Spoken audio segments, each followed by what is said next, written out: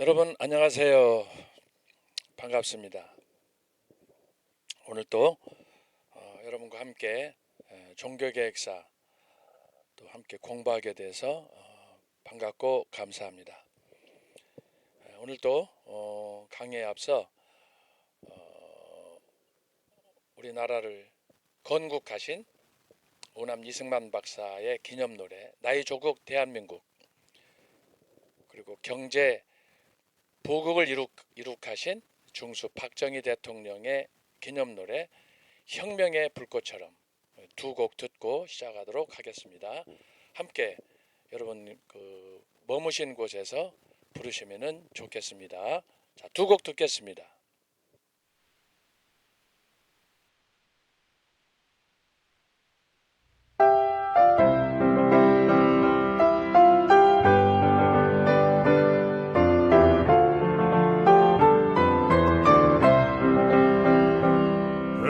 백척간도 민족 운명 어깨 메고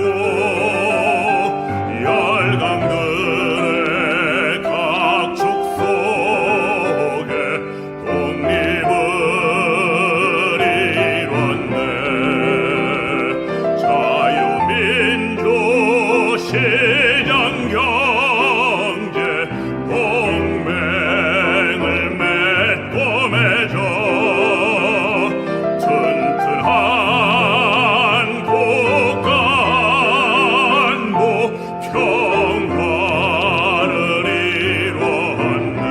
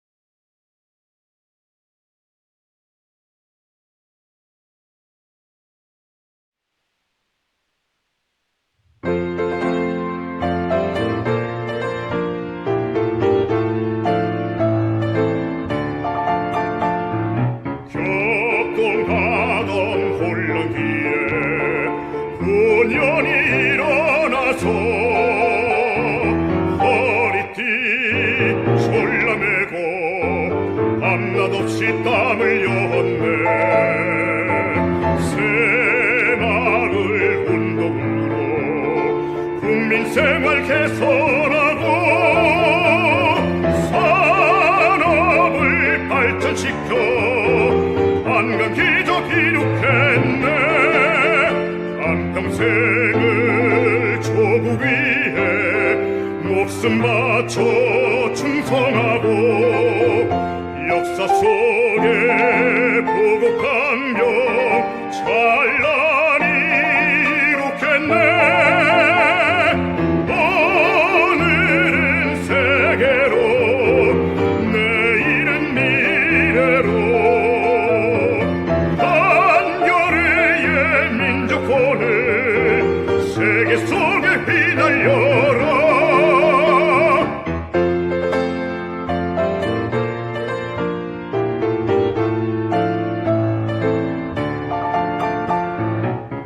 마을마다 도시마다 꿈과 희망 꽃 피우고 서로 돕고 세워주며 선진한국 이루었네. 국방을 강화하여 자유평화 드높이고 온 땅의 혁명의 뜻 불꽃처럼 펼치었네. 한평생을 조국 위해 목숨 바쳐 충성하고 역사 속에 보고 강경 찬란히 이룩했네. 오늘은 세계로 내일은 미래로 한겨레의 민족혼을 세계 속에 휘날려라.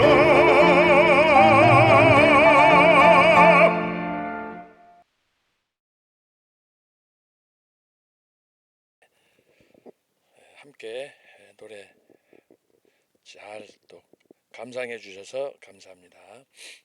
시간에 또 기도, 원단의 기도 한편 준비를 했습니다. 여전히 계속되는 탄핵 전국, 윤석열 대통령의 용산 복귀를 열망하는 우리 모든 광화문의 애국지사들, 특별히 청교도 신학원 우리 학우들 건강하시고 이 위기를 생각하면서 시 한 편 또 준비했습니다. 함께 낭송하고 시작하겠습니다. 2025년 원단 기도 네 번째입니다. 하늘이여 들으라, 땅이여 통곡하라. 2024년 12월 3일 밤 10시 30분 계엄 선포, 4일 새벽 4시 30분 해제. 전 세계 유례 없이 갑자기 단행된 대통령의 계엄과 해제, 의회의 탄핵과 구속, 이후 계속된 여야 간의 내란 수기를 둘러싼 대립과 증오, 치열한 법적 공방, 미증유의 국가적 대혼란. 이는 분명히 기획된 체제 전쟁으로 과연 그 끝이 어딘지. 선량한 국민들은 대혼란 속에서 매일같이 잠 못 이루고 이렇듯 치열한 경쟁 시대에 향후 국가의 미래는 누가 책임을 질는지 주여 살펴주소서, 우리 인도하소서. 기도하겠습니다. 하나님 아버지 감사합니다.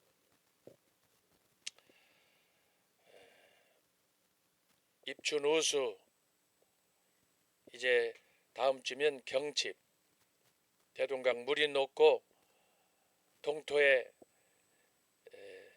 있던 개구리들이 기지개를 편다는 그런 절기가 가까웠습니다. 하나님 아버지, 저희들에게 이렇게 새 봄에 희망을 주셨지만 우리 앞에 놓인 난제들은 헤어날 길이 없습니다. 연일 헌법재판소 또 전국에서 또 대학생들이 주말마다 광화문에서 이렇게 애국운동 전 국민이 함께하는 운동이 전개되고 있습니다. 하나님 아버지, 우리 대한민국을 주여 불쌍히 여겨주셔서 이 혼란으로부터, 체제 전쟁으로부터 속히 종식되게 하시고 정말 하나님께서 예비하신 대한민국의 미래, 번영하는 미래로 나아갈 수 있도록 인도하여 주옵소서. 5천년 역사 속에 우리 조상들이 이루어 놓은 대한민국, 특별히 삼천리 반도 금수강산 하나님께서 예비하신 우리 대한민국 굳건히 반석 위에 설 수 있도록 주여 이끌어 주시옵소서. 이번 3월 1일 토요일 광화문과 전국에서 펼쳐질 애국운동 탄핵 반대 집회에 온 국민이 걸개하게 하시고 무엇보다도 그 중심에 정광 목사님이 세우셨사오니 목사님과 함께하는 애국운동이 광화문에서 폭발하고 반드시 이번 기회에 우리 윤석열 대통령이 용산 집무실로 복귀할 수 있도록 도와주옵소서. 이 일을 위해서 수많은 사람들이 기도하며 또 이 모양 저 모양으로 돕고 있습니다. 하나님 아버지, 나라 살리는 일, 이 일보다 급한 일이 어디에 있겠습니까? 저희들 한 사람 한 사람의 힘을 모아 기도를 모아 반드시 윤석열 대통령을 복귀할 수 있도록 하시고 그래야 세계 속에 열강으로 진입할 수 있도록 도와주옵소서. 하나님 아버지, 오늘 이 시간에도 종교개혁사로 부족한 종이 섰습니다.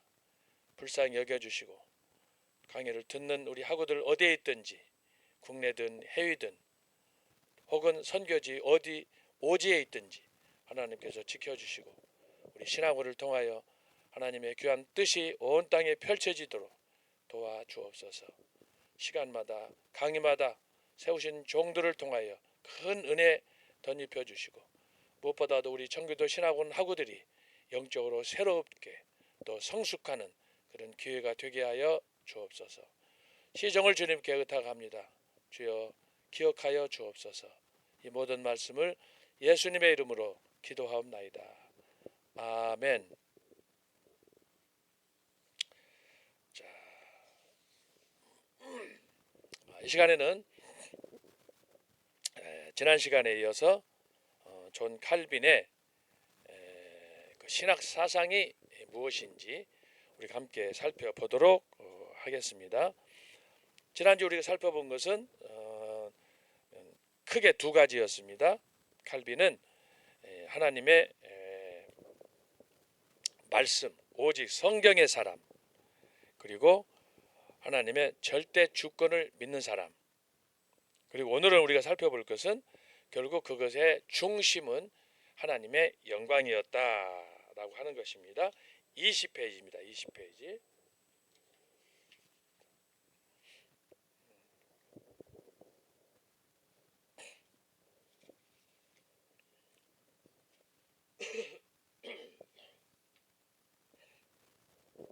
앞으로 가야지. 4.3 한참 앞으로 가야 돼요. 20페이지. 예. 자, 오늘은 오직 하나님의 영광이라는 건데요. 자, 지난 시간에 말씀드렸던 마틴 루터 같은 경우에 루터의 신학을 한마디로 말하면 이신칭이다. 이신칭이. 이것은 로마서 1장 17절이다. 이렇게 말씀을 드렸어요. 그래서 여기서 이신칭이라고 했을 때 내가 하나님으로부터 인정을 받고 거듭나는 그런 그 어떤 삶의 전환점, 이걸 얘기하는 거예요. 그동안에 마틴 루터는 어떤 신앙이었느냐? 가톨릭적인 신앙이었어요. 가톨릭에서는 무엇을 강조했다고 그랬어요? 공로사상. 소위 말해서 그 행함으로 구원받는, 그 중심에 뭐가 있느냐 하면은 칠성례가 있다고 그랬죠. 칠성례가 있어요. 그리고 성자 붙은 거룩할 성자인데 홀리, 그 성자 붙은 여러 가지 그 천주교 전통들이 있다고 그랬어요. 첫 번째가 뭐냐? 성인 숭배. 이것은 칠성례하고 다른 거예요. 이것은 실제로 우리의 삶 속에서 살아가면서 쉽게 우리가 경험해야 되는 거고, 공로사상 칠성례는 우리가 이제 이건 개인적으로 좀 더 뭐라 그럴까, 내실 있는 그런 의식들, 특히 이제 교회 생활을 통해서 나타나는 그런 의식이라고 하겠습니다. 그래서 이 성자 붙은 성인 숭배, 그다음에 성화 그림, 그다음에 성물, 유물이죠. 성유물. 옛날에 뭐 구약의 누가 또 신약의 누가 특별히 로마 가톨릭교에서 강조했던 것은 마리아와 예수님, 예를 들어서 마리아의 머리카락, 예수님의 십자가에 달려 돌아가신 후에 남은 그 십자가의 그 파편, 이런 것들, 그리고 뭐 베드로와 관련해서 또 사도 바울과 관련해서 그들이 남겨줬던 그런 유품들, 그래서 그것을 성물이라고 할 수가 있고, 여기에 마지막으로 하나가 뭐가 있느냐? 성지 순례, 숭배, 이런 것들이에요. 그래서 가톨릭에서는 주로 이 공로사상, 얼마나 우리가 공덕을 쌓아야 되느냐라고 하는, 그런데 굉장히 강조점을 두었고, 그렇게 하게 된 이유는 뭐냐 하면은 성경 말씀을 교회에서 사제들이 가르치지 않는 거예요. 단지 그들은 이런 의식을 통해서, 전통을 통해서, 이것들이 뭐냐 하면은 제가 지난주에 굉장히 강조했던 거예요. 첫 번째는 교회의 전통. 이게 가톨릭이 만드는 성경에 있는 전통이 아니에요. 전통. 그래서 이 교회가 만들어낸 이것을 가리켜서 이제 우리가 용어로는 소위 캐논법이다, 교회법이다 그래요. 교회법. 이것은 교회가 만든 거, 로마 가톨릭 교회가 만든 거예요. 그러면 교회가 만들었으면 교회 위에는 뭐가 있어요? 우리는 프로테스탄트 개신교는 교회 위에 성경이 있어요. 성경. 그래서 지난번에 우리가 존 칼빈을 살펴봤을 때 칼빈에게 있어서 가장 중요한 게 뭐냐? 오직 성경이다라고 하는 거예요. 성경에 의해서 모든 걸 판단해야 되는데 로마 가톨릭 교회는 성경 위에 교회가 있는 거예요. 그 교회가 뭐냐? 바로 이 전통을 중시하는 거예요. 그래서 이 전통을 따져봤더니 거기에는 로마 교황, 또 거기에는 추기경, 또 주교, 이런 여러 가지 소위 성직자 그룹으로 형성된 그런 나름대로의 체계화된 그런 그 전통을 가지고 교회를 유지했다라고 하는 거예요. 그래서 어떤 면에서 이것을 성경과 관련해서 우리가 그 내면을 분석했을 때 뭐냐? 이것은 철저하게 반성경적이에요.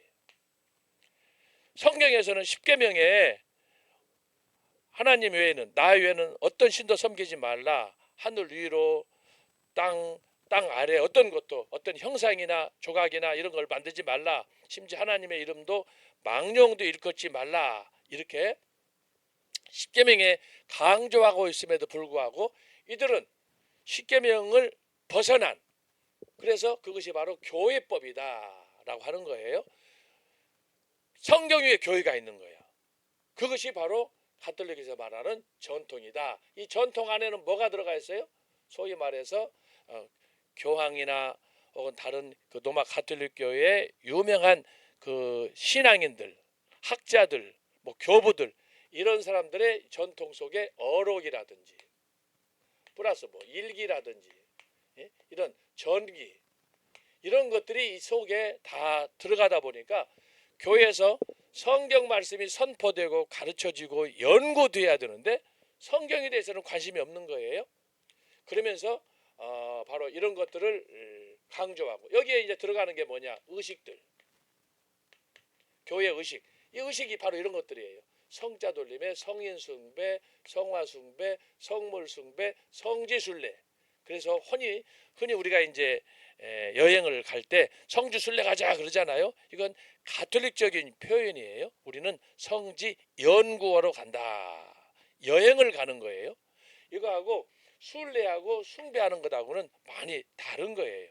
그래서 우리가 신앙생활할 때 제가 지난주에도 말씀했지만 우리 안에 있는 옛 습관들, 어떤 개인적인 취향 이런 것들을 다 벗고 성경에 있는 것처럼 이제 옛사람을 벗어버리고 새사람으로 거듭나는 그런 삶을 우리가 살아가야 된다라고 하는 것을 말씀을 드렸습니다. 그래서 이 지난주에 강조했던 것은 바로 이 전통을 우리가 잘 잡아야 된다라고 하는 거예요. 그런데 성경 말씀 보니까 이 전통이 너무 마치 칼날처럼 아주 창세기 1장부터 쭉 흘러가는 거예요.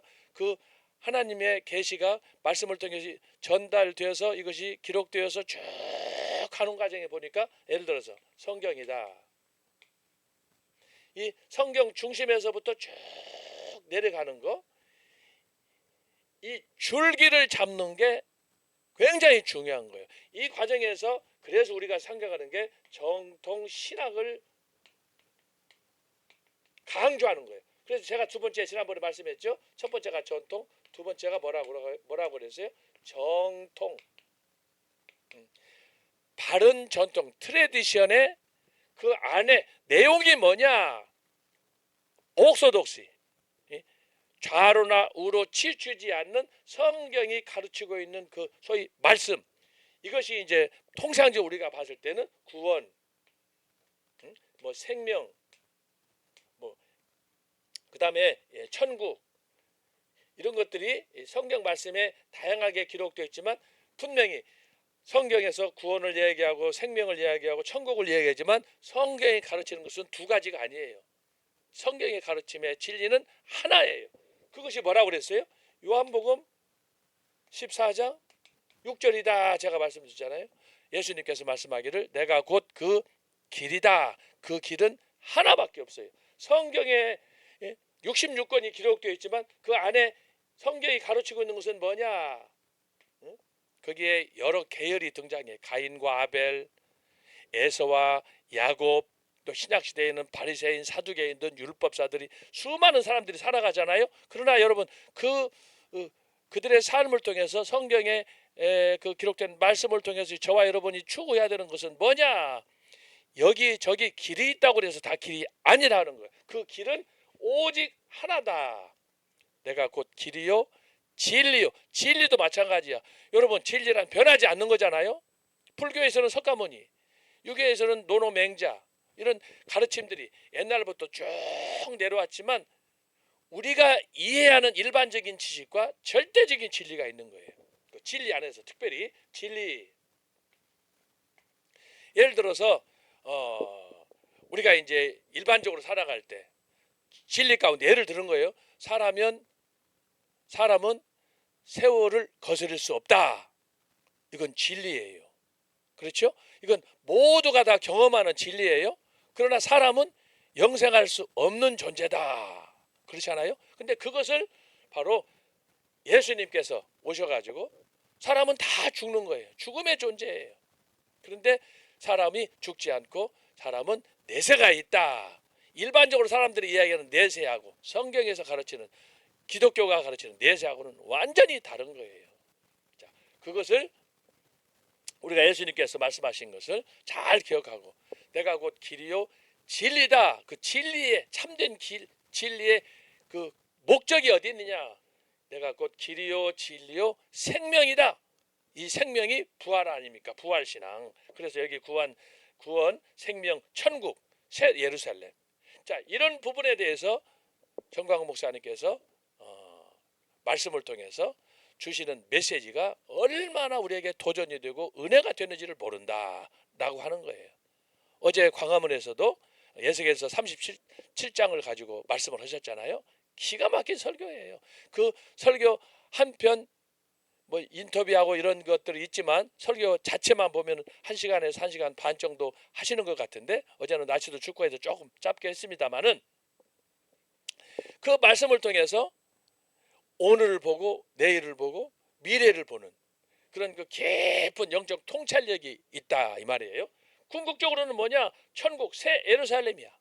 부활하는 성경이 가르치는 그런 신앙, 이것을 말하는 거예요. 그래서 여러분, 그러나 로마 가톨릭 교회에서는 이렇게 공로사상 여러 가지 성경에 없는 뭐 고해성사, 성체성사, 혼례성사, 종부성사 이런 것들을 만들어 가지고 그래서 이것을 시행을 했는데, 이것이 뭐냐?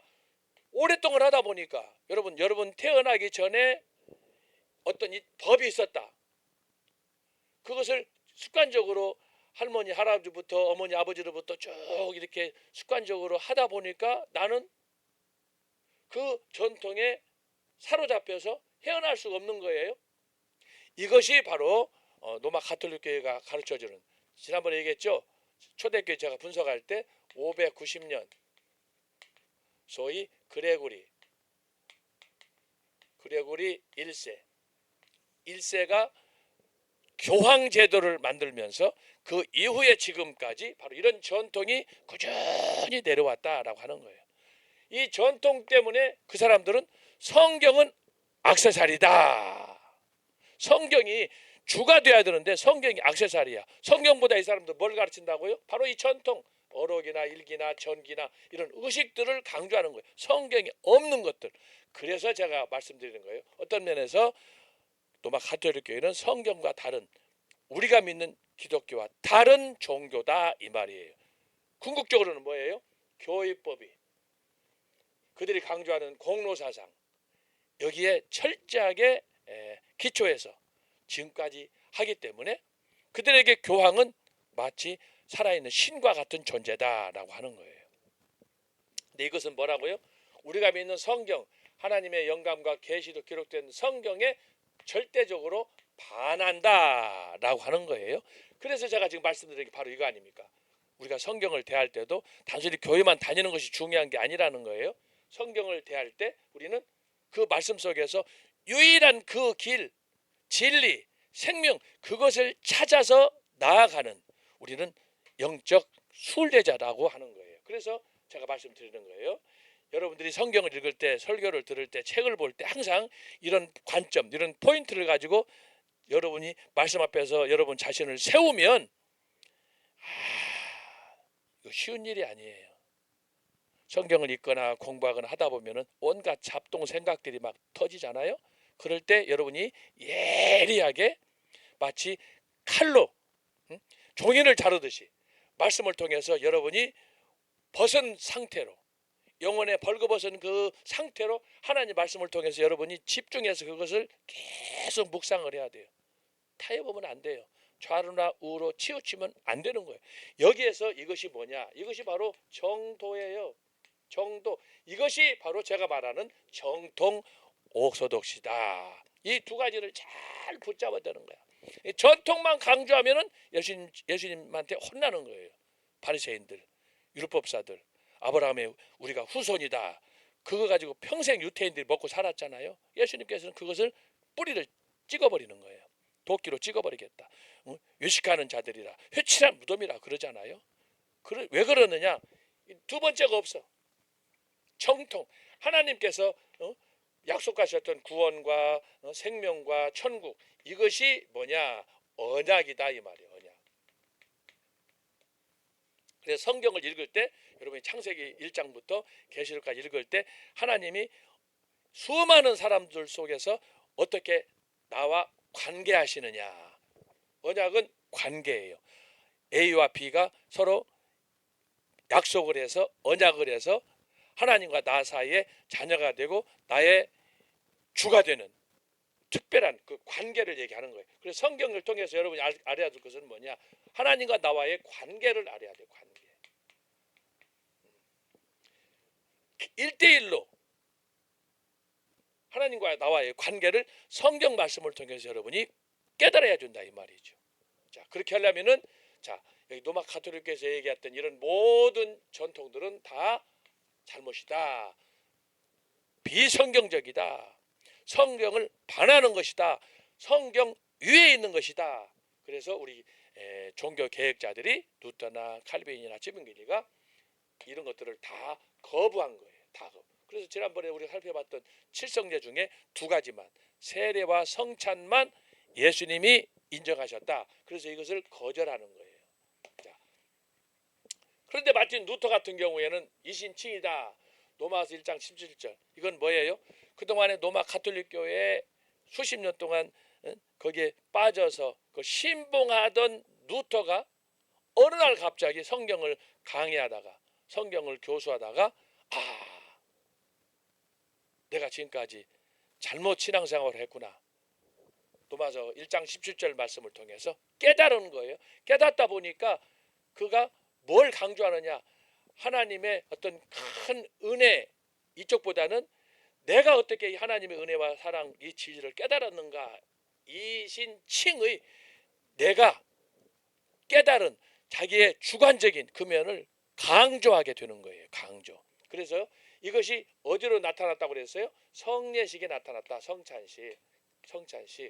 그것이 뭐라고 그랬어요? 공제설. 천주교는 화채설. 그래서 마틴 루터는 뭐라고 그랬어요? 제가 지난번에 결국은 천주교하고 루터교를 비교했을 때 50보 100보다. 화채설, 공제설 말만 다르지 결국은 똑같다라고 하는 거예요. 자, 그런데 오늘 우리가 살펴보는 칼빈 같은 경우는 자, 하나님의 말씀인 성경 제일주의, 그리고 지난주에 살펴봤던 하나님의 성경을 봤더니 절대주권, 말씀으로 모든 걸 이렇게 하시고, 그런데 이 하나님께서 성경을 통해서 하나님의 주권을 강조하시는 그 내용을 봤더니 궁극적으로 하나님이 뭘 원하시는가? 그것이 바로 당신 스스로 당신이 영광을 받으시는 거다. 이걸 칼빈이 통한 거예요. 자, 그래서 오늘 여러분들이 오늘 강의한 이렇게 보시면 오직 하나님의 영광을 위하여 살아라. 자, 이 면이 뭐냐? 지금까지 살아왔던 초대교회 이후 심지어 마틴 루터를 오버커밍하는 거예요. 점프해가지고 이룩한 칼빈의 위대한 신학이 된 거예요. 그래서 칼빈은 초대교회 이후로 수많은 학자들이 만들었던 그 신학들을, 체계들을 쭉 읽고 그것을 최후에 완성시키는 가운데 칼빈에게 있어서 최후의 그의 신학의 결정체가 뭐냐 하면은 모든 것은 하나님의 영광을 위하여, 영광을 위하여.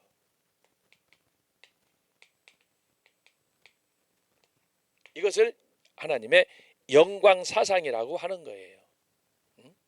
그래서 그런 면에서 보면은, 자, 루터는 보면은 이 사람의 신학은 자기의 구원 문제에 집중했어요. 내가 어떻게 죄 아래서, 죄로부터 벗어날 수 없는, 평생을 죄 아래, 루터가 만든 말 중에 용서받은 죄인, 그것으로 살아가야 된다. 자기 집착에 굉장히 함몰되어 있었는데 칼빈은 뭐냐? 그것을 뛰어넘는 거예요. 그래서 하나님의 영광을 위하여, 모든 만물이 하나님께만 영광을 위하여 살아야 된다. 그래서 삶의 이 동기 자체가 확연히 다른 거예요. 자기 자신의 나에게 집중했던 루터에 비해서 칼빈은 훨씬 더 마치 태평양처럼 원대한 그런 신학적 기초 위에서 그가 책을 쓰고 목회를 하고 정치를 하고 사회 개혁을 하고 종교 개혁을 하고 이런 일을 했다라고 하는 거예요. 자, 그래서 여러분이 칼빈의 경우 철저하게 하나님의 말씀, 성경을 통해서 나타나는 하나님의 전적인 주권, 그 주권 위에 있는 궁극적인 하나님의 역사, 그것은 곧 하나님의 영광을 위하여 했다라고 하는 거예요. 이것과 관련해서 성경 말씀이 많이 있는데 이따가 찾아보기로 하고요. 자, 한번 강의안을 보겠어요. 자, 이와 같이 주권적으로 자유로우신 하나님은, 여기서 주권적으로 자유롭다라고 하는 것은 창조주 하나님, 출애굽기 3장 14절을 말씀하는 거예요. 나는 스스로 있는 자니라. 그걸 말씀하는 거예요. 하나님은 누구에게도 간섭받지 않는 소위 주권적으로 자유로우신 하나님은 창조된 현실과 자유롭게 선택된 관계를 가지신다. 존재하는 이 세상의 모든 것은 하나님께로부터 온다. 하나님은 이들의 동인, 원인이시다라고 하는 거예요. 이들은 또한 하나님 아닌 다른 목적을 지니고 있지 않습니다.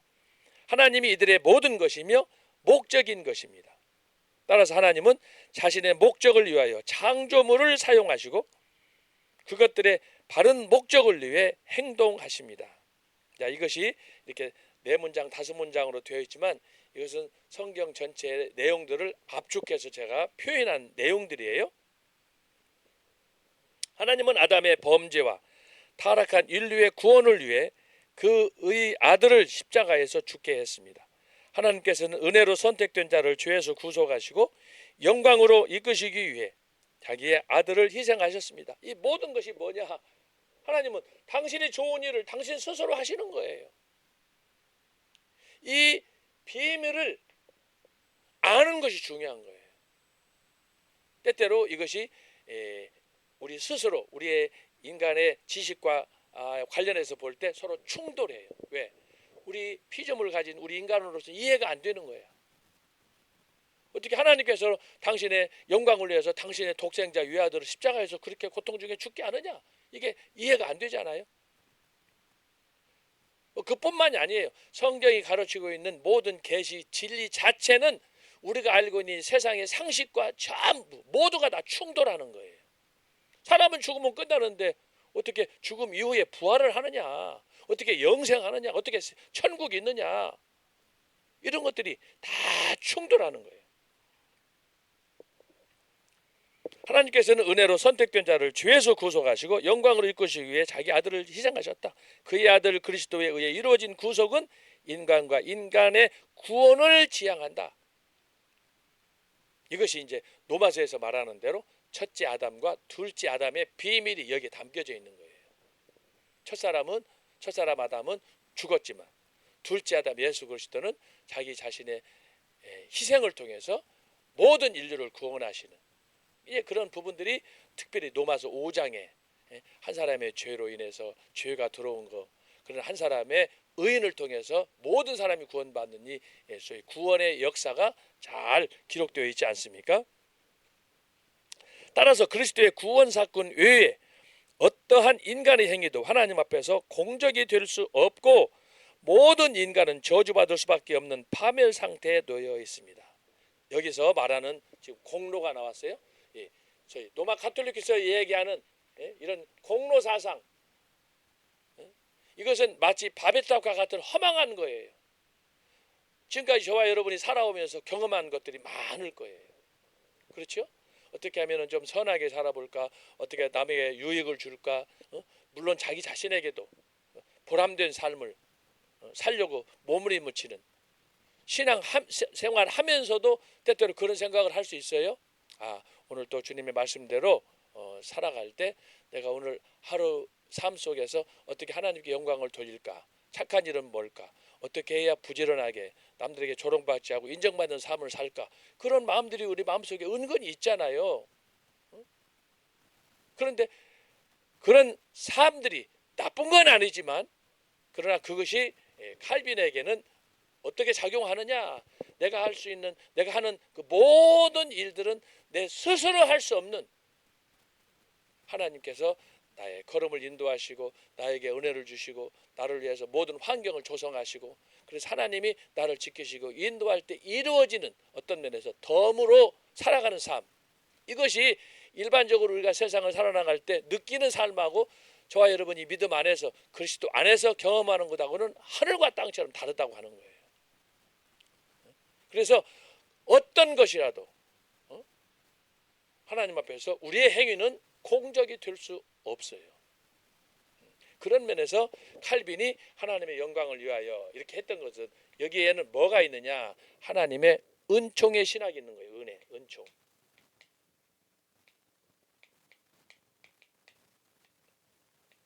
나는 나 스스로 아무것도 할 수 없다. 이 은총의 신학, 하나님의 영광을 위하여. 이것이 이제 초대교회로 가면은 바로 어거스틴에게 나타난다. 어거스틴 이전에는 사도 바울이다. 사도 바울이 빌립보서에 그랬잖아요. 나의 사는 것이 그리스도니 죽는 것도 유익하다. 죽는 것도 유익하다. 여러분 어떻게 그런 말을 할 수 있어요? 죽는 것도 유익해. 죽으면 끝나버리는데.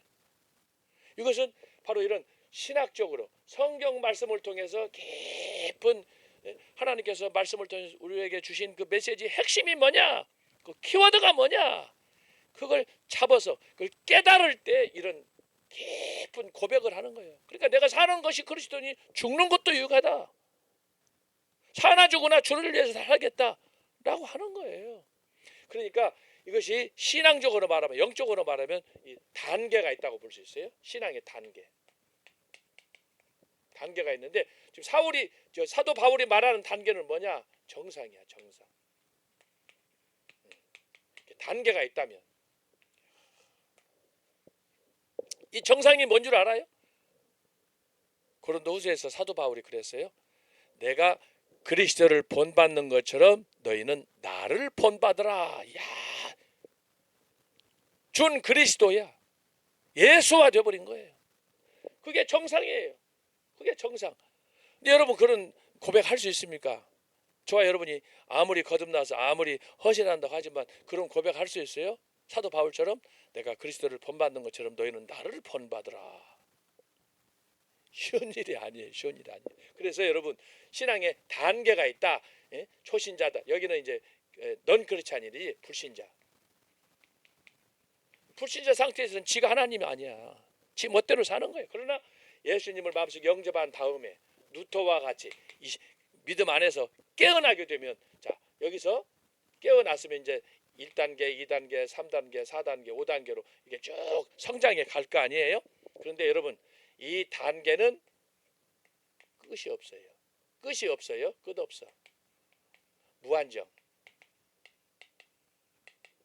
그래서 여러분 신앙생활은 연륜이 깊다고 해서 뭐 우리는 3세 때 믿었어, 5대째 믿었어, 유대인들은 아브라함이 자기의 조상이야, 다 소용없는 거예요. 신앙의 연륜이 중요한 게 아니에요. 여기 보세요. 저와 여러분이 만약에 아브라함이 자손이라고 유대인들처럼 떠들어 보세요. 그러나 예수님께서는 한 방에 죽여버리는 거예요. 회칠한 무덤이다. 껍데기 잡지 말아라. 속 사람이 새로워져야지. 성령의 은혜를 받아야지. 껍데기로만 너희가 아브라함의 자손이냐 다윗의 자손이냐 그거 외쳐서 소용없다는 거예요. 그렇게 외쳐본 본들 지금 만약에 저와 여러분의 영원히 하나님과 관계에서, 제가 아까 이 관계라고 그러잖아요. 이 관계가 단절됐다, 끊어져 있다라고 하면은 아무런 의미가 없어요. 뭐 아브라함을 찾든 다윗을 찾든 그게 무슨 의미가 있어요. 지금 나와 여러분의 영원히 그분과의 관계가 맺어져야지. 그게 바로 포도나무의 비유 아닙니까? 포도나무의 비유 아니에요. 포도나무와 가지의 비유 아닙니까? 그 포도나무와 가지의 비유의 핵심이 뭐예요? 관계야, 관계. 나무에 가지가 붙어 있어야지. 관계가 끊어지면 그것은 이미 버리워 죽을 수밖에 없는 존재예요. 자, 그래서 여러분이 이 칼빈이 말하는 이 그 신학의 그 주제는 굉장히 광대한, 성경에서 하나님께서 의도하신 그 계시의 본래 의미를 추적하는, 그래서 칼빈은 철저하게 자기 자신을 부정하는 거예요. 이것은 어거스틴도 마찬가지고 사도 바울도 마찬가지. 이게 성경의 뭐예요? 이게 정통이야. 그래서 정통이란 뭐냐? 하나님 말씀을 통해서 내가 하나님 앞에서 스스로 죄인된 것을 고백하는 거예요.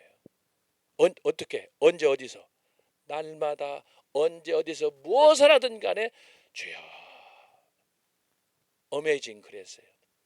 나 같은 죄인 살리신 그 은혜 놀라워.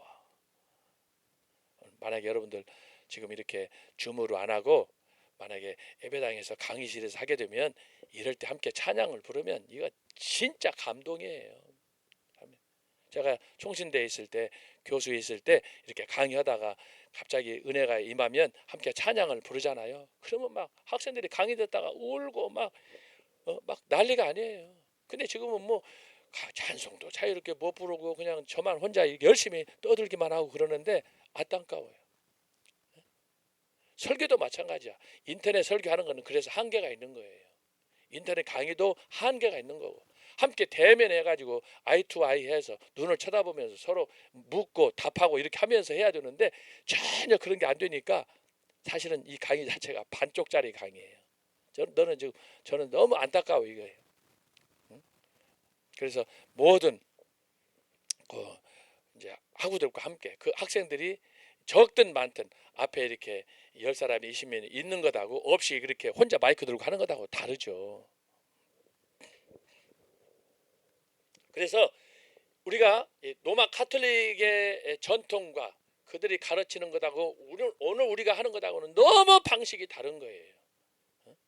그 사람들은 성경의 법, 율법의 법, 복음의 법, 은혜의 법이 아니라 그들은 교회법이야. 교회법.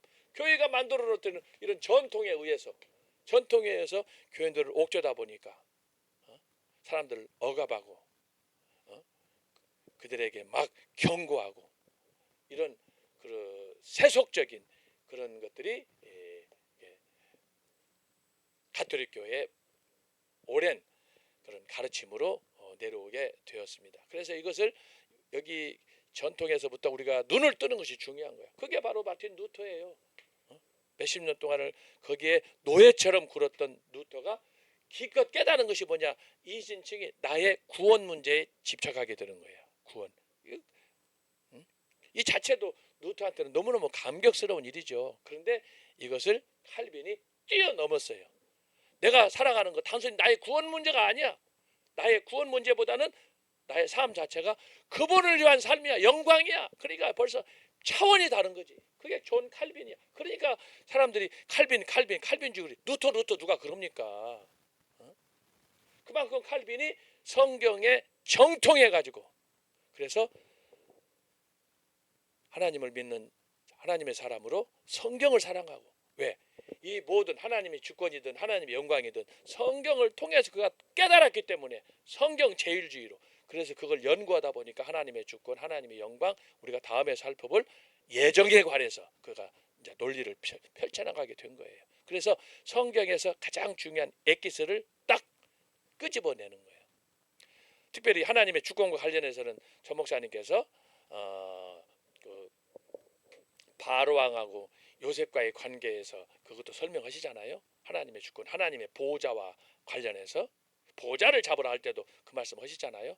굉장히 예리한 말씀이에요. 진짜. 바로 왕이 요셉을 자기가 꿈을 꾸고 나서 꿈을 해몽했을 때 바로가 요셉을 이방인이지만 바로가 봤을 때는 이방인이잖아요. 이스라엘 사람 유태인이니까. 그런데도 불구하고 그에게 전권을 주면서 내가 가진 것은 이 왕권, 보호자 위에는 다 너한테 줬다고 그러잖아요. 그래서 이 보호자가 굉장히 중요한 거 아니에요? 그게 왕권, 통치권 아니에요? 근데 그것을 칼빈 하나님의 주권과 관련해서는 하나님과 같은 분이 이 세상에 없어. 심지어 이제 다니엘서 2장, 4장에도 보게 되면은 느부갓네살 왕이 그런 하나님의 존재에 대해서 또 고백을 하지 않습니까? 다양하게. 어쨌든 중요한 것이 뭐냐 하면은 여기 영적인 단계는 우리가 학교 가게 되면 초등학교 6년제, 중학교 3년제, 고등학교 3년제, 뭐 대학 4년, 뭐 대학원 가니 이렇게 쭉 단계가 있잖아요. 영적인 단계는 그것이 특별하게 규정이 되어 있지 않아요. 10년, 20년 자에도 단계가 빵년일 수 있어. 1년. 성경도 모르고 기도도 모르고 그냥 교회만 많이 다녀. 아브라함의 자손이네. 그것만 족보팔이만 하는 거예요. 그러면 안 되는 거예요. 여러분, 그래서 우리가 왜 청교도 신학원에서 이렇게 교수님들의 질적인 그런 교육을 통해서, 준비된 교육을 통해서 우리가 이걸 해야 되느냐? 우리의 신앙이 성장하기 위해서, 성장. 어디까지? 그리스도의 장성한 분량까지 다다르기 위해서 우리가 공부하는 거예요. 그런데 청교도 신앙을 해서 공부하면서도 여전히 개판이면 되냐 말이야. 옛 습관을 벗어버리고 새 사람으로 던져봐야 되는데, 그래서 이것이 1단계, 2단계, 3단계 가서 사도 바울처럼 내가 그리스도를 본받는 것처럼 너희는 나를 본받으라. 그런데 이게 안 되는 거예요.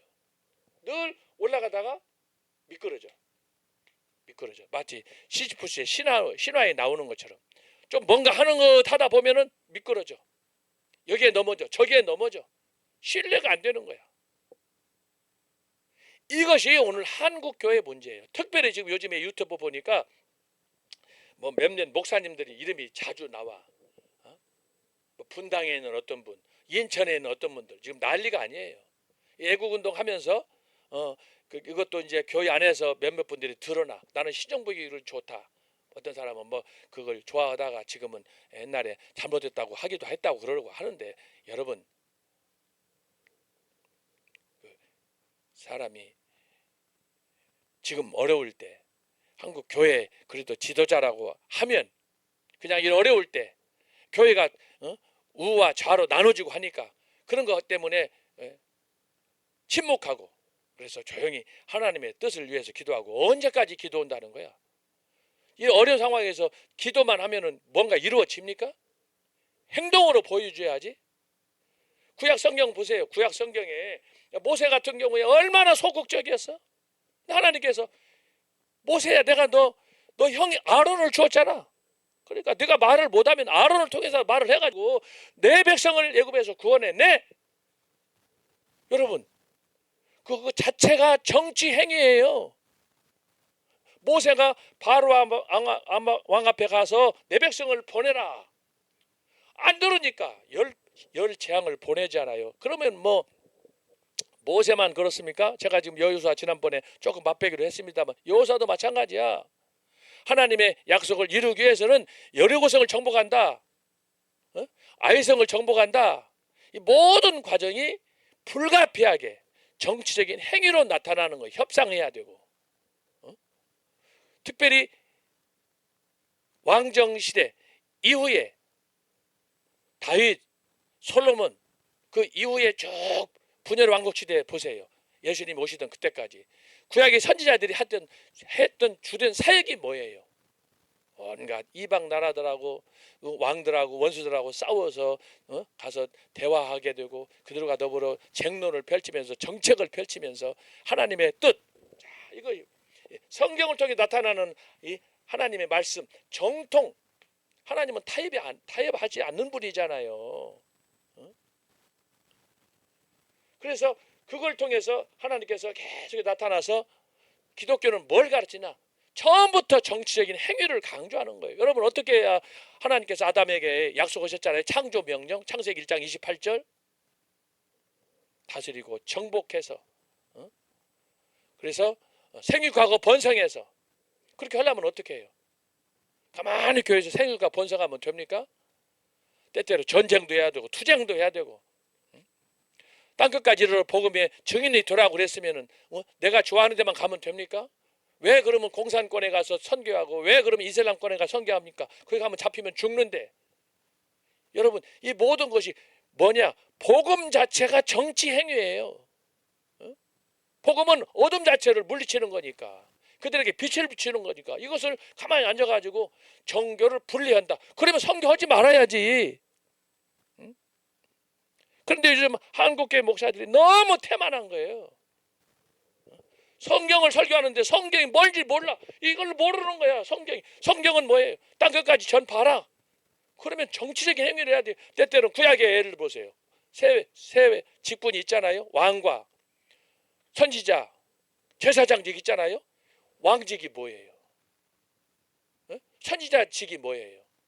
이 자체가 이 정치적인 행위를 통해서 하나님의 의를 드러내는 거예요. 그런 면에서 하나님의 사람들, 구원받은 하나님의 백성들은 신비한 존재예요. 이걸 다 겸하고 있어. 제사장도 겸하고 선지자도 겸하고 때로는 왕직도 겸해서, 그리고 이 땅에 살아가는 동안에 우리가 하나님의 사람으로서 누구에게도 비굴하지 않고 당당하게 떳떳한 시민으로서 살아갈 수가 있는 거예요.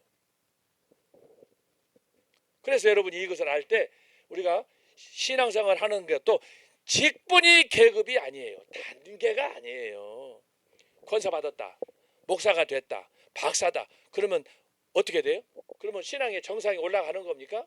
여러분, 신앙의 정상하고 사도 바울이 말하는 내가 그리스도를 본받는 것과 다른 거예요. 이건 별도의 다른 거예요. 여기서 말하는 것은 신앙의 인격, 학문이 아니에요. 물론 학문도 성숙하면 성숙할수록 도움을 받을 수 있지만 그런 논문 하나 쓰고 책 하나 냈다고 되는 게 아니에요. 여기서 말하는 그것은 뭐예요? 삶 속에 하나님의 증거를, 하나님의 능력을 나타내는 거예요. 이것이 뭐냐? 사도 바울의 삶이야. 여러분, 다른 사람 보지 말고 뭐 신약 성경에서는 베드로를 보고 그다음에 사도 요한을 보고 사도 바울을 보세요. 그들이 어떻게 살아가는가? 타협하지 않아요. 그게 복음이고 그게 언약이고 그게 생명이고 그게 유일한 그리스도께서 가르쳐줬던 그 길, 구원, 생명, 천국으로 가는 길이에요. 이것이 두 가지, 세 가지가 아니라니까. 하나밖에 없는 거예요, 선택을. 내가 마음대로 취향으로 고르는 게 아니에요. 이거 취향으로 고르는 것이 로마 가톨릭이고 이단이야, 이단. 요즘에 신천지라도 이런 것들 다 내가 복음을 강조하는 것들이에요. 잘못된 거예요. 성경이 말하는 구원의 진리는 하나밖에 없어요. 진리도 하나밖에 없고. 근데 이것을 특별히 우리 한국교회 같은 경우는 수많은 이단들이 교회에서 목사들이 말이야, 자기가 아는 작은 지식으로 그걸 함부로 예단하고 그렇게 해서 성도들을 하나님 앞으로 나아갈 수 있도록 그 스스로 차단시키고, 그것이 직분이 되면 안 돼요. 그것이 목사가 되면 안 되고 장로나 권사가 집사가 되면 안 되는 거예요. 항상 구원의 길은 누구에게나 열려 있는 거예요.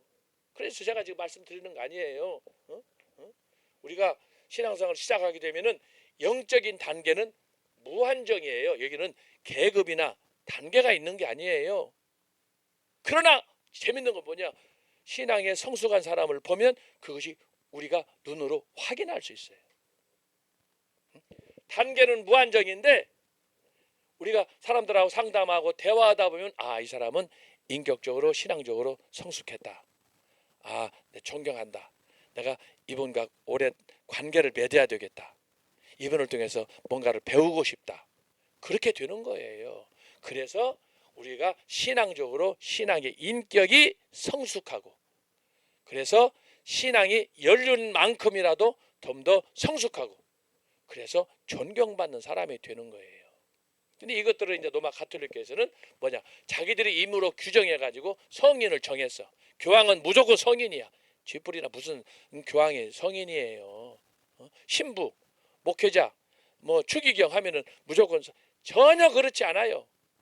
성경은 로마 가톨릭에서 말하는 전통에 의해서 사람 성인을 정하는 게 아니에요.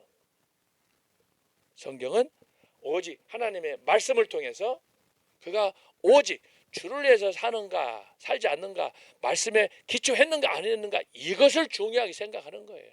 그러다 보면 내가 지금 살아가는 이 성경 말씀을 통해 살아가는 나의 길이 뭐냐? 아무것도 아닌 거예요. 너무너무 무가치한 거야. 내가 이렇게 정말 살아도 되나? 스스로 많이 뉘우치고 회개하게 되는 거예요. 그래서 그렇지 않아요, 여러분? 우리가 성경을 읽고 성경을 묵상할 때마다 깨닫는 것이 뭡니까? 세상에 나 같은 죄인이 없는 거예요. 나 같은 죄인이 없는 거예요. 그런데 재밌는 건 뭐냐? 그것을 신앙생활을 5년, 10년, 20년 하지만 나 같은 죄인이 없는 것이 그때 연륜에 따라서 5년, 10년 어린아이였을 때, 청년이었을 때 이제 이렇게 나이가 들어가면서 자녀들을 낳고 나이가 50대, 60대 나이가 들어가면서 나의 신앙이 나도 모르는 사이에 성숙하는 거예요. 얼마나? 조금 성숙하는 거예요. 그럴 때 그 모습이 우리 눈에 보인다 이 말이에요. 보인다 이 말이에요. 그런데 그런 신앙이 교회 안에서 생활할 때 또 애국운동하고 이런저런 일을 할 때 사람들에게 나타나 보이잖아요. 그래서 여러분 항상 좋은 인격자로 좋은 성숙한 성도가 되는 것이 굉장히 중요해요. 그것이 바로 사도 바울이 말하는 내가 그리스도와 함께 본받는 것처럼 너희는 나를 본받으라. 이렇게 할 수 있는 거예요. 그러면 사도 바울이 얘기했을 때 그 당시에 사도 바울은 어떤 사람이에요? 완전히 십자가를 위해서 예수 그리스도를 위해서 자기 자신을 부정하고 죽은 사람이에요. 자기 자신을 완전히 산 송장처럼 하나님 앞에 자기 자신을 온전히 드린 사람이야. 그게 로마서 12장 1절 2절 아닙니까? 산 제물이 되어라. 여러분, 바로 그거예요. 영적 단계는 뭐 사람마다 다를 수 있지만 이렇게 제가 볼 때는 무한정이에요. 어떤 사람에게는 뭐 5단계라고도 할 수 있고 어떤 사람은 10단계라고도 할 수 있지만 영적 단계는 아주 예민하게 영적 체험도 마찬가지예요.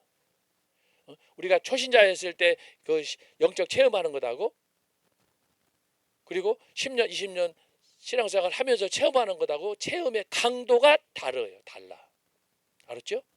그런 면에서 우리가 이렇게 뭐 바둑처럼 뭐 8단 9단 이렇게 함부로 정하는 게 아니에요. 무한정이라니까. 신앙생활의 영적 단계는 그러나 무한정이지만 그것이 어떤 사람에게는 굉장히 높다고 할 수 있지만 그것이 어느 한순간에 추락해버리면 빵이 되는 거예요. 추락하면 빵이 되는 거예요. 그래서 영적 세계는 누구든지 장담을 하지 못하는 거예요. 한순간에 무너지는 거예요. 알았어요? 올라가기도 힘들지만 내려가는 것은 순식간에 깨져버리는 거예요. 그것들이 바로 이단들이라고 할 수 있어요. 이단. 여러분 이단. 여러분이 이것을 잘 깨닫고 그래서 제가 지금 정리하는 것은 뭐냐, 마틴 루터 그리고 존 칼빈의 신학이 어떻게 이렇게 큰 차이가 드러나느냐. 루터는 이신청의를 통해서 자기 자신의 구원에 집착했어요. 그가 한이 맺혔기 때문에.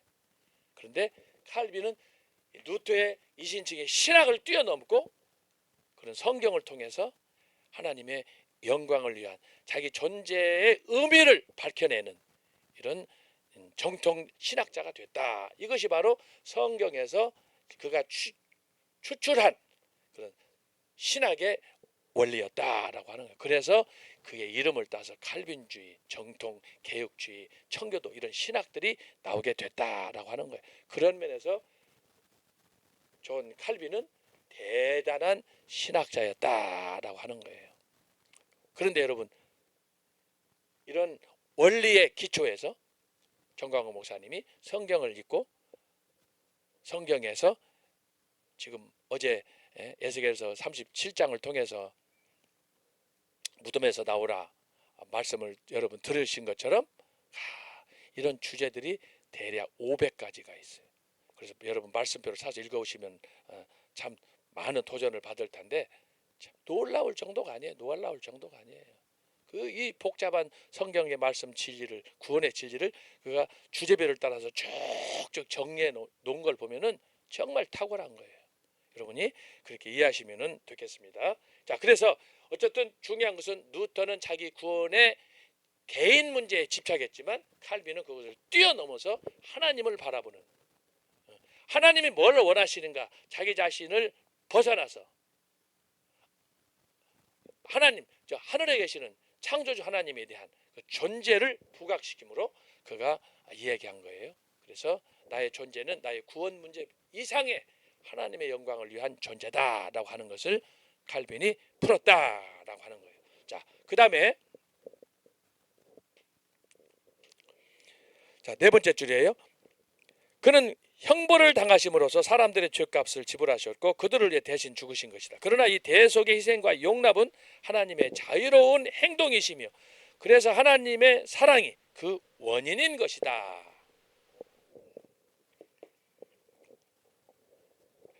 그러니까 하나님께서는 당신이 하는 모든 일이 뭐예요?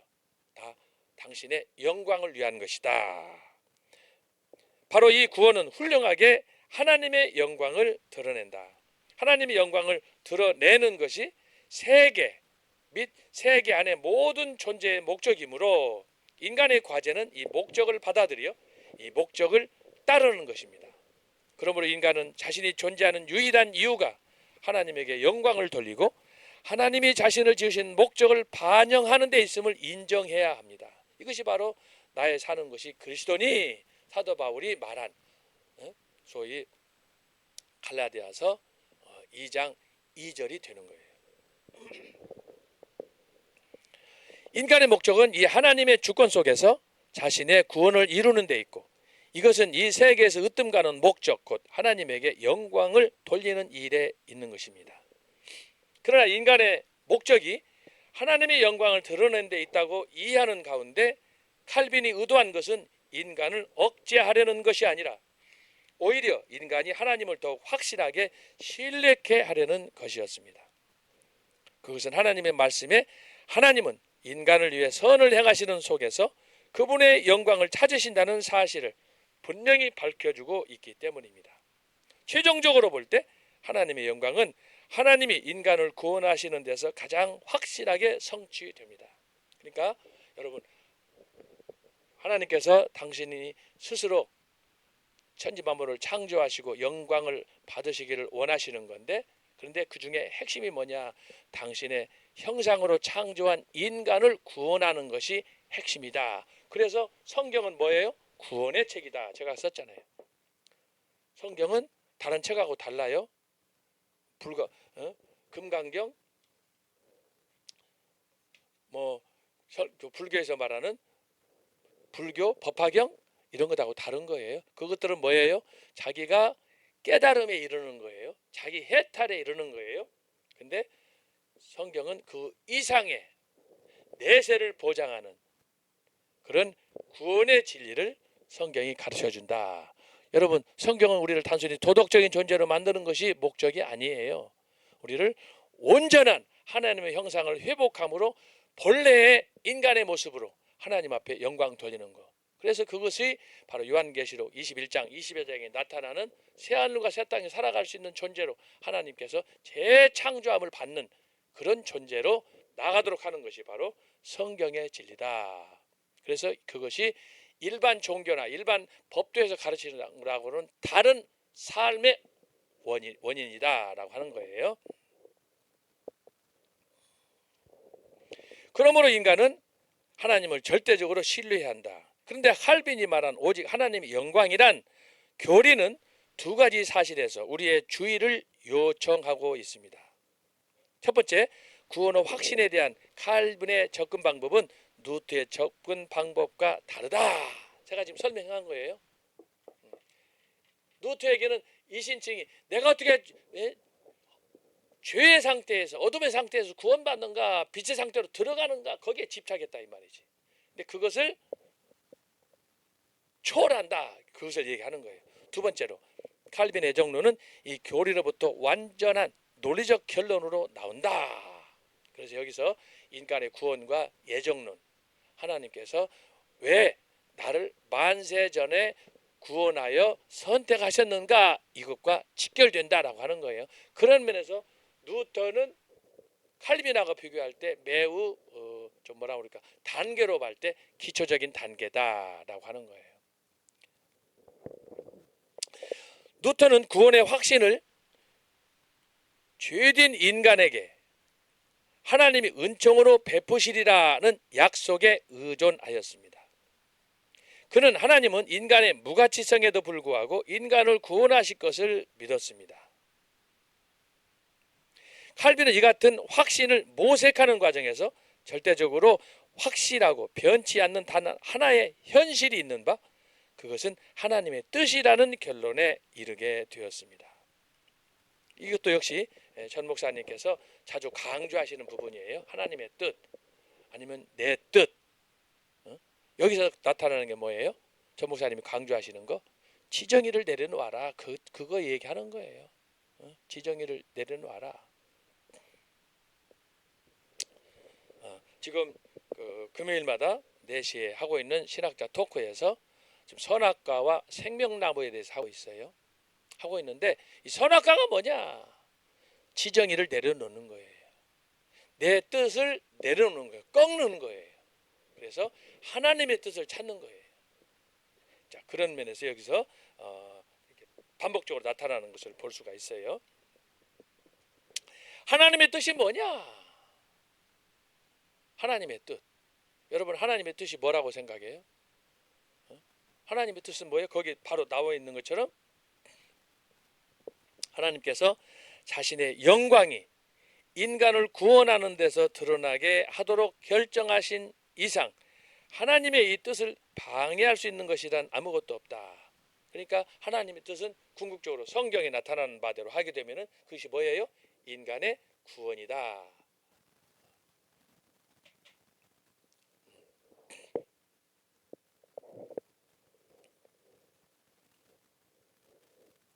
때문에 인간이 전적인 신뢰감을 가지고 의존해야 하는 것은 하나님의 뜻이다. 하나님의 뜻뿐이다. 이것이 성경이 가르쳐주는 신앙의 원리, 구원의 원리예요. 하나님의 뜻. 근데 이것을 정광훈 목사님께서 지정의로 풀어냈어요. 하나님의 뜻. 이건 정말 탁월한 그런 해석이라고 할 수 있어요. 이 교리에는 애정론이 함축되어 있는데 이것은 하나님의 뜻은 주권적으로 자유로우심을 가르칩니다. 즉 하나님의 뜻은 결코 어떤 피조물에 의존하거나 제약을 받지 않는다라고 하는 거예요. 하나님의 뜻이 움직이는 유일한 조건은 하나님 스스로 자신에게 부과하는 겁니다. 자, 그것이 뭐예요? 그래서 하나님의 존재, 그분은 바로 스스로 있는 모세가 가시떨기 나무 앞에서 미디안에서 방황하고 있을 때 하나님께서 그를 찾아가서 그를 부르잖아요. 불꽃 가운데서 부르시잖아요. 그때 모세가 물었던 질문이 그래요. 당신은 누구시냐? 마치 사도행전 9장에 보게 되면은 다메섹 도상으로 가고 있던 사울, 그때는 바울이 되기 이전이에요. 사울은 큰 자 아닙니까? 바울은 작은 자. 스데반의 죽음을 당연하게 생각했던 이 사울이 소문을 들으니까 저기 다메섹에서 소아시아 여기저기에서 예수 믿는 사람들이 많이 증가한다고 그러니까 사울이 용납을 할 수가 없었어요. 그 당시에 사울은 어떤 사람입니까? 유대교에 심취한 사람이야. 유대교는 뭘 얘기해요? 할례를 받아야 되고 안식일을 중요하게 생각해야 되고 오직 하나님만을 유일하신 하나님만을 유일신으로 믿고 아브라함을 그 전통을 따라가는 그런 신앙에 사로잡혔던 사울이 그가 고백한 것을 보게 되면은 고백에 뭐라고 그랬어요? 자기는 교회를 인정하지 않고 예수도 인정하지 않고 오직 자기 스스로 완벽주의자로 그래서 그렇게 살아가는 것이 자기는 신앙생활을 잘하고 하나님을 기쁘게 하시는 줄 알았어요. 그런데 십자가에서 예수가 죽은 줄로 알았는데 그것을 끝날 줄 알았는데 소위 말하는 예수쟁이들이 여기저기서 많이 번영하고 부흥한다고 하니까 그가 다메섹에서도 그런 공동체가 있다는 소식을 듣고 다메섹으로 가는 도중에 도상에서 예수님을 극적으로 만나는 것 아니에요? 그때 당시에 여러분 잘 아시는 내용이지만 사울이 예수님께 물었어요. 여러분 사울은 생전에 예수님을 만난 사람이 아니에요. 소문만 들었던 사람이에요. 그리고 유대 교회에 나타난 전통에서 그런 율법주의자니까. 그런데 갑자기 그렇게 혐오했던 박해했던 스데반 집사를 죽였던 그런 핵심 사람으로서 예수님과의 극적인 만남을 통해서 당신이 누구냐? 사울이 묻잖아요. 그러니까 예수님이 뭐라고 그래요? 나는 네가 핍박하는 예수다. 여러분 이건 청천벽력과 같은 메시지야. 한 번도 만난 적이 없는데 그 예수님이 하늘로부터 나는 내가 핍박하는 예수라. 그러면 내가 언제 당신을 핍박했습니까? 그것이 뭐예요? 바로 스데반을 죽인 거야. 스데반은 나의 사람이고 나의 종이기 때문에. 그렇게 해서 소위 예수 믿는 사람을 박해하러 죽이러 가던 상황에서 사울이 다메섹 도상에서 예수님은 극적으로 만나게 되는 거예요. 그런데 여러분 재밌는 건 뭐예요? 그 극적인 만남이 여기 영적인 그 단계에서 봤을 때는 만나자마자 그의 신앙의 단계가 5단계, 6단계, 7단계, 8단계를 뛰어넘어가는 거예요. 자, 그런 면에서 아까도 제가 얘기했지만 우리가 선교도 신앙군을 통해서 공부를 준비하고 하는 거, 이거 굉장히 중요한 거예요. 여러분이 얼마나 잘 준비하고 연구하느냐에 따라서 나의 신앙이 그리스도의 형상을 닮아가는 데 있어서 상당한 유익이 되는 거예요. 사울이 그걸 보여주는 거예요.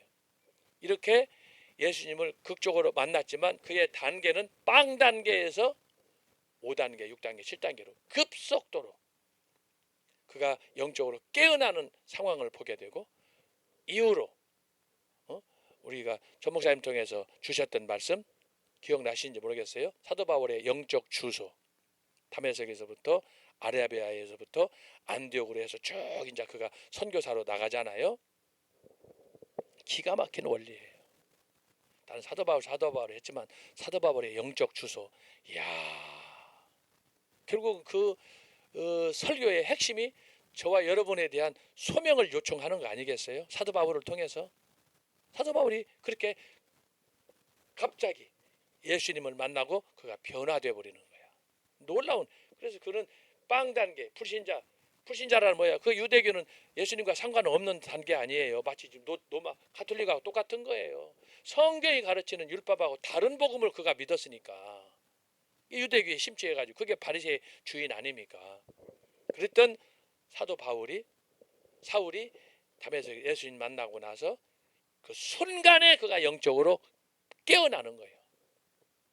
그가 그렇게 부정했던, 그가 그렇게 박해했던 십자가와 예수를 이렇게 멸시했던 그 순간에 그분이 다시 부활해가지고 깨어났을 때 그는 휙 영적으로 단계가 급속도로 성숙하는 거예요. 그래서 그가 이제 아라비아 광야에서 아나니아로부터 대략 한 3년여 기간 동안 훈련받고 말씀을 통해서 금식하고 기도함으로 인해서 사울이 그러면서 바울로 변화되는 거예요.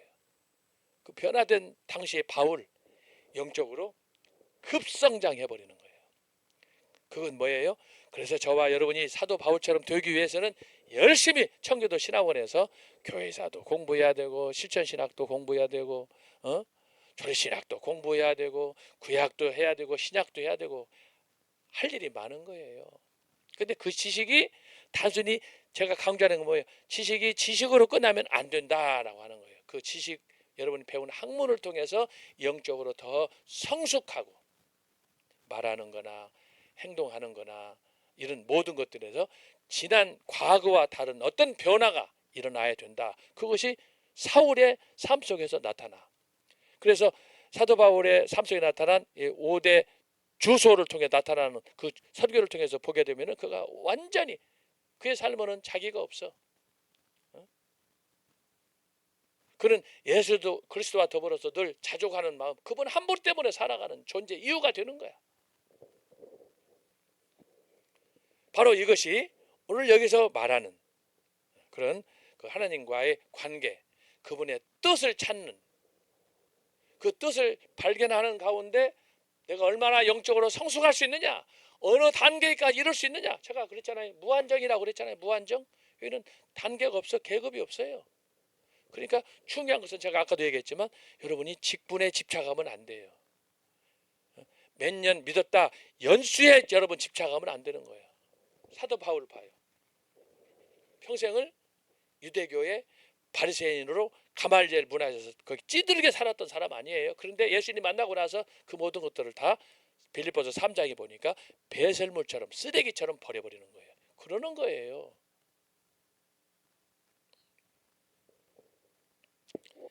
그런 면에서 사울은 대단한 결단의 사람.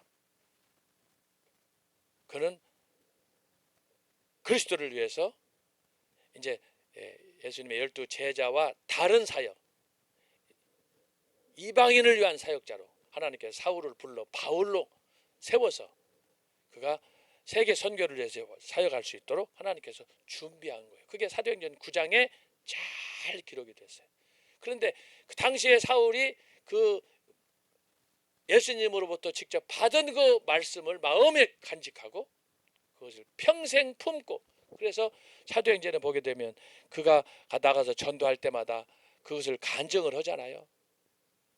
자기는 교회를 핍박하고 회방했던 그런 사람이었지만 하나님께서 자기 같은 사람을 하나님의 제자로, 사도 중에 막둥이로, 만사학교 난자마도 못한 그런 존재로 자기를 불러서 하나님의 사역자 삼았다. 그것이 디모데전서 1장 12, 13, 14절에 쭉 나오잖아요. 자기는 자격이 없다는 거예요. 이런 바울이 하나님의 소명을 받고 은혜를 받고, 그래서 여기서 나오는 거예요. 내가 이런 죄악 가운데 살았는데 스데반 집사를 죽이고 죄인 중에 괴수인데 내가 어떻게 살아가야 되느냐. 그러니까 그는 아까도 말씀했던 것처럼 사나 죽으나 그리스도를 위해서 내가 산다. 내 삶의 존재 이유는 하나님의 영광이다. 그 하나님의 영광의 정상에 뭐가 있어요? 하나님의 영광을 위하여 이게 면류관이야. 사도 바울은 이것만을 생각했어요. 이것만을 생각했어요. 내가 비록 이 땅에서 먹지 못하고 자지 못하고 영화를 누리지 못하지만 그러나 언젠가 주님께서 나를 영접하실 때에 나의 삶은, 내가 추구하는 것은 뭐냐? 영광의 면류관, 생명의 면류관, 의의 면류관. 나는 주님께서 나를 위해서 예비하셨을 텐데 나는 그것을 열망한다. 그래서 그는 희생할 줄 알고 그는 헌신하고 오직 십자가 신학으로 그가 삶을 살게 된 것입니다. 여기서 말하는 것이 바로 그거예요. 그러므로 하나님의 그 뜻은 결코 어떤 피조물에 의존하거나 제약받지 않는 것입니다. 하나님의 뜻을 움직이는 유일한 조건은 하나님 스스로에게, 자신에게 부과되었다. 이 결정은 이 창조 세계가 하나님 자신에게 나의 영광을 이런 특수한 방식으로 드러내게 하자는 의도에서 절정에 이르렀습니다. 이것을 우리가 다 할 수가 없어요. 여러분이 신앙생활을 한다고 그래서 뭐 신학을 공부하고 박사가 되고 교수가 됐다고 해서 하나님의 뜻을 알아요? 아니에요. 항상 우리는, 저와 여러분은 하나님 앞에서 어린아이예요. 어린아이. 매일 일어나서 하나님 앞에 기도하고 말씀 읽을 때 그것을 그날 그 순간 하나님이 주셔야 되는 거예요. 한 번 은혜는, 한 번 구원은 영원하다. 그건 구원파 2단이 되는 거예요. 여러분, 하나님 은혜를 한 번으로 족합니까? 매 새롭게 말씀을 읽을 때, 말씀을 우리가 묵상할 때, 전 목사님의 설교를 듣고 우리가 살아갈 때 우리가 그걸 깨닫는 거예요. 하나님 은혜는 매일 이슬처럼 하늘로부터 내려져야 살아가는 거야. 교수라고 박사라고 다 소용없어요. 권사라고 목사라고 장로라고 소용없어요. 신앙생활 뭐 5대 7대 뭐 10대 소용없어. 아브라함의 자손도 소용이 없다니까. 지금 이 순간 하나님께서 저와 여러분에게 은혜를 주셔야지, 그 은혜를 받아야 저와 여러분이 살아가는 거예요. 그러니까 한 번 구원, 한 번 은혜는 영원하다. 이건 2단이야 2단. 그건 지가 스스로 하는, 이것이 자칫 잘못하면 마틴 루터처럼 내가 구원받았다 이신층에 그것만 붙잡는다, 이거하고 굉장히 유사한 거예요. 잘못된 거예요. 이것을 초월해야 되는 거예요. 초월해야, 넘어 뛰어야 되는 거예요. 점프업 해야 돼요. 여러분,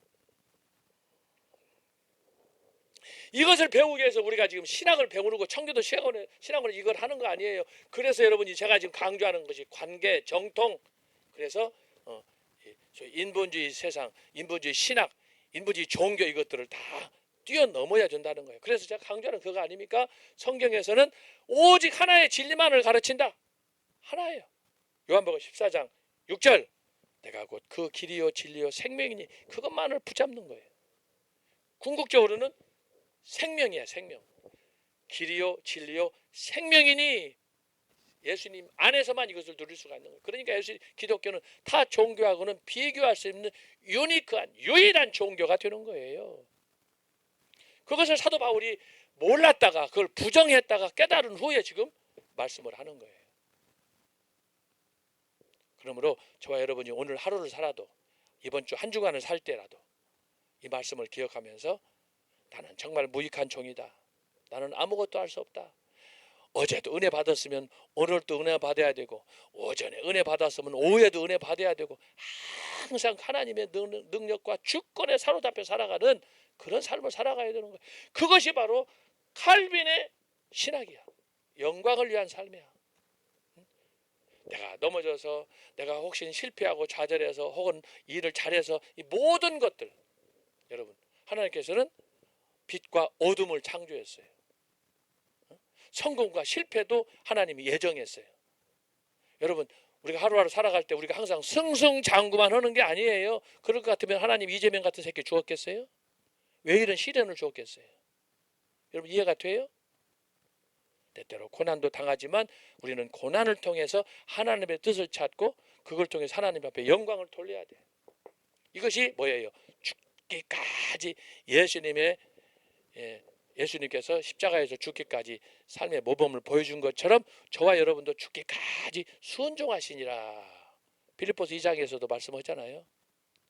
이런 신학을 우리가 단순하게 우리의 생각으로 계산하면 안 된다고 하는 거예요. 여기에 심오한 하나님께서 성경을 통해 주신 하나님의 뜻이 있다 이 말이지. 뜻. 이것을 이해하는 게 중요한데 바로 이것을 정광훈 목사님이 지정의 창세기 2장을 통해서는 선악과와 생명나무를 통해서 주셨다. 그래서 지정의를 반납하라. 선악과를 반납하라. 그러면 끝나는 거예요. 문제는 반납하지 않고 계속해서 자기에 집착하고 내가 뭔가를 해보려고 하는 자기 스스로의 몸부림, 그러다 보니까 좌절하고 실패하는 거예요. 그래서 오늘 여기서 우리가 이 시간에 살펴본 것은 칼빈이 강조했던 성경, 칼빈이 성경을 통해서 깨달았던 하나님의 주권, 그리고 그 성경을 통해서 깨달았던 하나님의 영광, 세 가지 포인트를 우리가 정리를 했습니다. 자, 10분 쉬었다가 예정론에 대해서, 칼빈 하면 예정론으로 모든 신학이 추정이 되는데 그의 예정론에 관해서 우리가 살펴보도록 하겠습니다. 10분 쉬겠습니다.